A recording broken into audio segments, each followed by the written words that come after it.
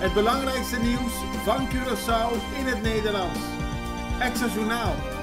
Vers van de pers. Meneer Fali van Heidoren van de dienst Uitvoering Onderwijs, DUO.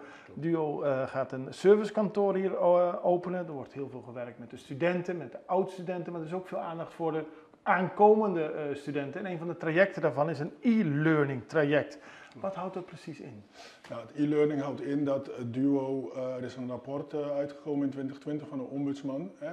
En daaruit blijkt dat de jongeren ook op praktische zaken niet goed voorbereid zijn. Ja.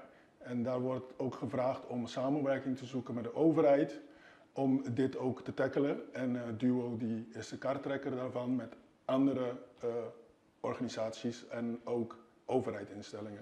En via dat e-learningstraject kunnen ze zich beter voorbereiden? Ja, in het e-learningstraject behandelen we de belangrijkste thema's, waardoor een jongere in Nederland heel vaak door tekort aan kennis daardoor in de problemen komen.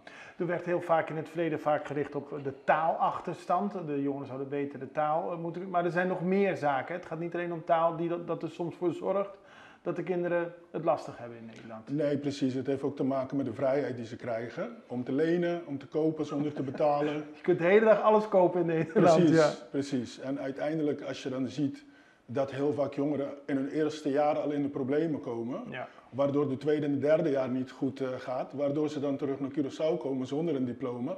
En met een schuld. Met een schuld. En nou, we gaan een kantoor openen en ik denk dat een grote gros van de jongeren die nu terug moeten betalen, of die zijn nu wat volwassener, nou, daar zijn de schulden eigenlijk al in Nederland begonnen. Ja, en daarom is er het e-learningstraject begonnen om ze zo goed mogelijk voor te bereiden. Is dat alleen voor de studenten of mogen de ouders ook meekijken? Nou, op dit moment is het alleen voor de pre-examenklasses, want we willen wel op tijd beginnen. Hè, dat ze beginnen te wennen het idee, welke thema's belangrijk zijn. In de e-learning hebben we de hele e-learning ook op een pdf. Die de jongeren downloaden of in het Nederlands of in het papiaments. En die kunnen ze dan geven aan de ouders, omdat de ouders ook weten van oké, ik moet hier en daar opletten als mijn kind gaat studeren in Nederland. Want dat is ook belangrijk, hè? Dat de ouders erbij betrokken zijn. Het is niet een zaak van de kinderen alleen. Nee, ik vind het heel belangrijk, omdat ik ben zelf schuldhulpverlener van origine, hè, 8 jaar bij gemeente Utrecht. En je ziet heel vaak dat de jongeren delen hun schaamte ook niet met hun ouders. Nee. Ja.